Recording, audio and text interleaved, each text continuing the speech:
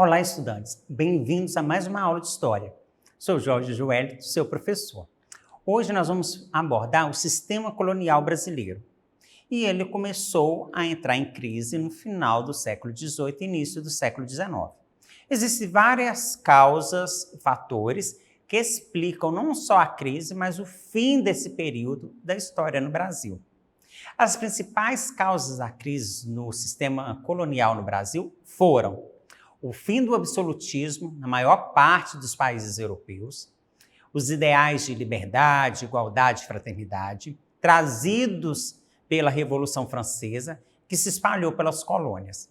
E então começaram a questionar e enfrentar o poder das metrópoles, os colonos. O crescimento da burguesia comercial no Brasil, que queria liberdade econômica para fazer crescer seus negócios, com o pacto colonial imposto pela colônia portuguesa, a burguesia não conseguia atingir seus objetivos. A influência dos ideais do iluminismo, como podemos ver aqui na imagem da luz, que motivaram muitos brasileiros, principalmente os intelectuais, a se organizarem para lutarem contra a opressão metropolitana e pela independência do Brasil. Várias revoltas emancipacionistas ocorrem no Brasil na segunda metade do século XVIII. Também há o aumento da exploração da coroa portuguesa, através da cobrança de altos impostos e taxas, principalmente nas regiões auríferas. A revolta dos brasileiros acabou sendo um estopim para movimentos como a Conjuração Mineira de 1789. Pressões do Reino Unido para que o Brasil se tornasse independente, tornando o mercado consumidor das manufaturas, que são os produtos britânicos, também é um fator decisivo para essa crise. Mostrava-se incapaz de operar na esfera de circulação dos produtos primários, que, graças às restrições do Pacto Colonial, dominava inteiramente.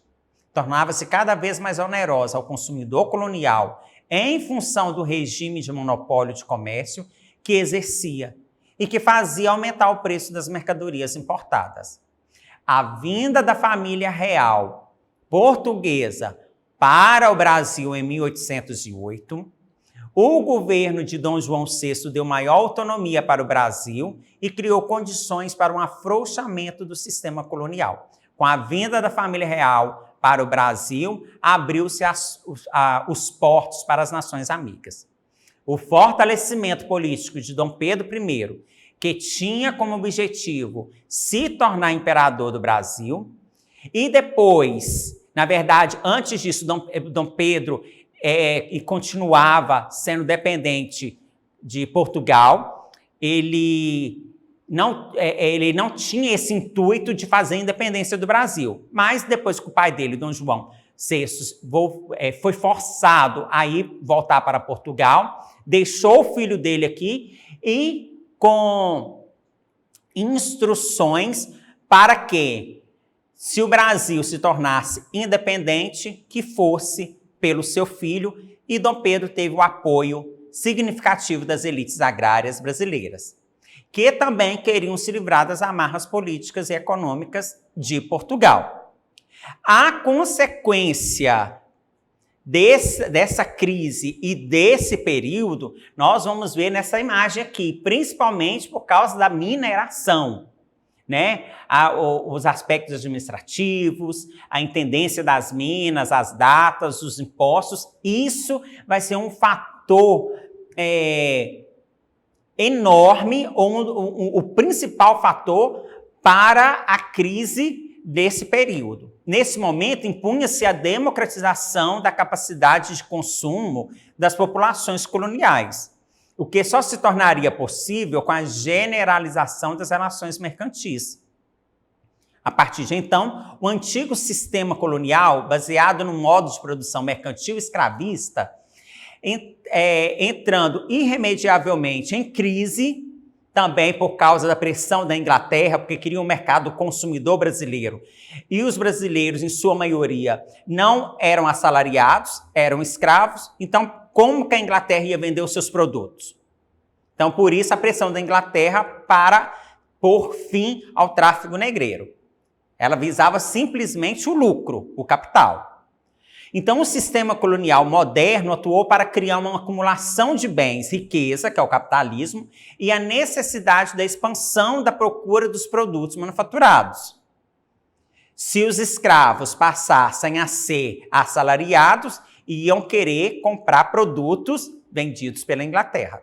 Surgiram, então, graças a essa atuação, as condições essenciais à Revolução Industrial, iniciada na Inglaterra. Esse processo histórico que fez nascer o capitalismo. A crise do antigo sistema colonial, que ao funcionar plenamente, ele engrenou tensões de toda a ordem, criando ao mesmo tempo as condições de sua destruição e consequente superação. O antigo sistema colonial, ao acelerar a acumulação de capital nas economias centrais e ao incrementar a demanda de produtos manufaturados, simultaneamente, provocou a eclosão da Revolução Industrial. A seguir, o mesmo antigo sistema colonial, condicionado ao modo de produção escravista, entrou em contradição com os efeitos da Revolução Industrial que ajudaram a gerar. Então, um dando base para o outro.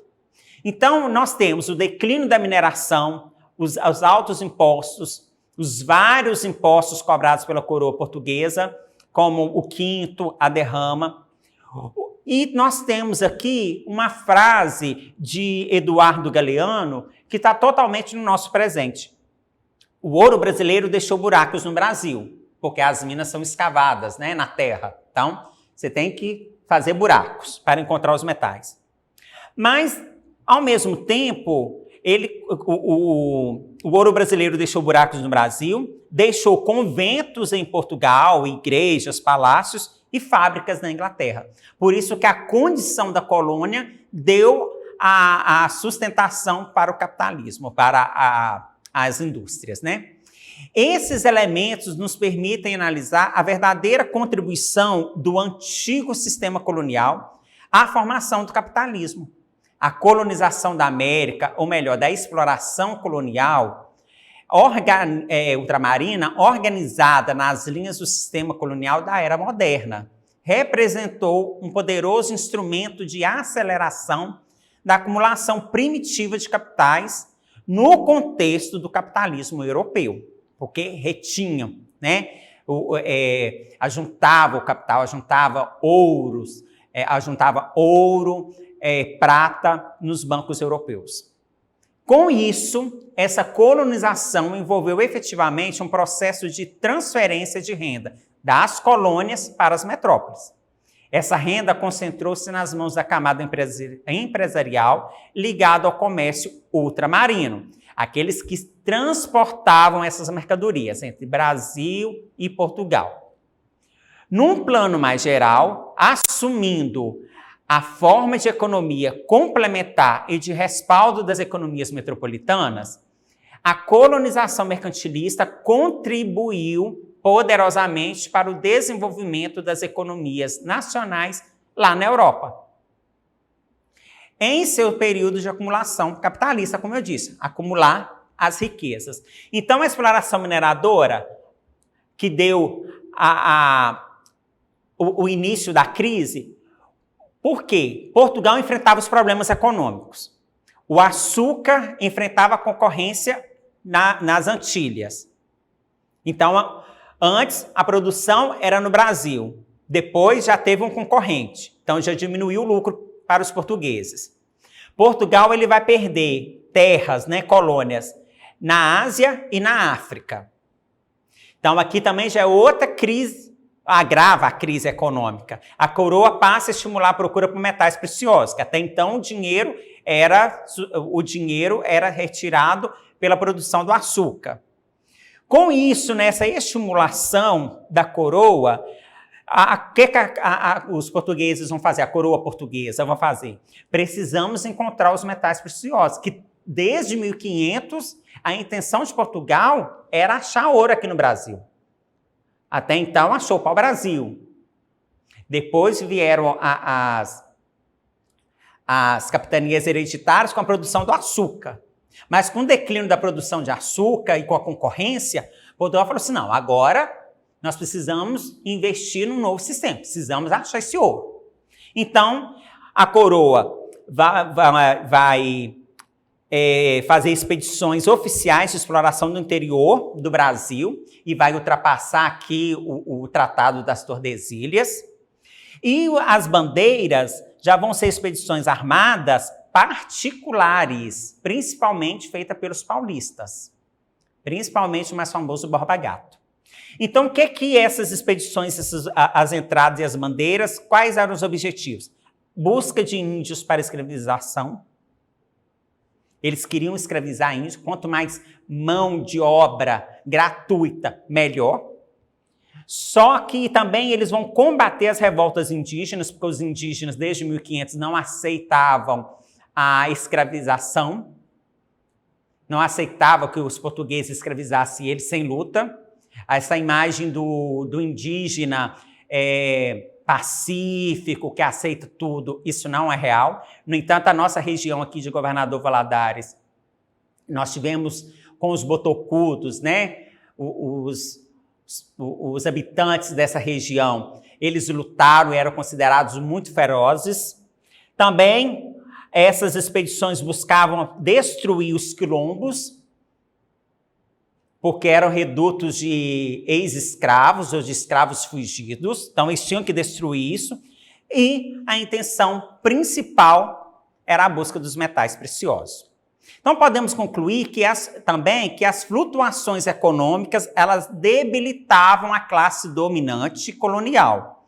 No aspecto político, elas contribuíram decisivamente para abalar o prestígio da metrópole junto aos ressentidos latifundiários brasileiros.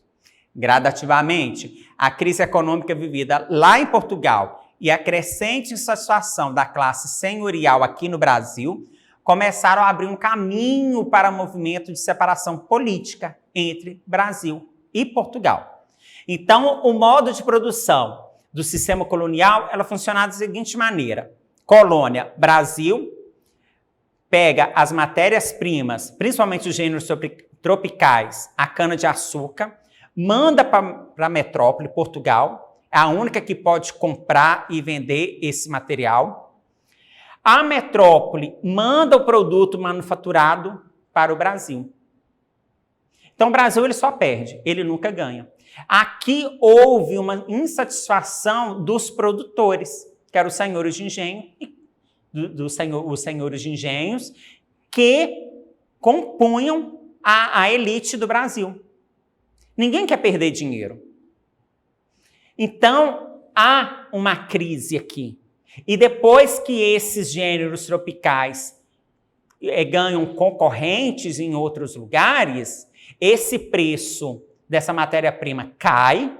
Se eu tenho 2 produtores de açúcar concorrentes, para vender, para vender mais, um tem que baixar o preço. Concordam comigo? E das Antilhas, na América Central, para a Europa, o caminho é mais curto. Então, economizava dinheiro no transporte. Então, o produto chegava na Europa mais barato do que os produtos brasileiros. Então, por isso que a concorrência hoje é muito boa. Então, se a gente tem 2, 3, 4 produtos, nós temos vários produtores de arroz, de açúcar, e isso chega no supermercado mais barato. Isso é muito bom. Vamos ver se nós temos outra imagem. Acelerar o acúmulo de capital. É o famoso tio Sam. Aquela imagem do homem dos Estados Unidos, né? Só que aqui não está com as cores da bandeira, mas geralmente é o homem com a cartola, o capitalista. Então ele vai reter em suas mãos todos os poderes. Ele pergunta, quem morreu? Aí o homem, não, ninguém, só importamos na Inglaterra, compramos os caixões na Inglaterra. Precisa comprar caixão? Você pode produzir o caixão na sua própria terra, né? Aí o outro ajudante fala, sim, compramos, mas sem defuntos, é claro, né? Ou seja, também já era um absurdo importar defuntos. Então, com essa última imagem, deixa eu voltar, desculpa. Com essa última imagem, com essa charge crítica, nós terminamos mais essa aula. Para acessar a nossa plataforma SMED-GV, aponte a câmera do seu celular para a imagem aqui do canto da tela, o nosso QR Code. Se inscreve no nosso canal do YouTube, SMED-GV, deixa um like, a sua contribuição, reveja essa aula e até a próxima. Um ótimo estudo para vocês, um abraço.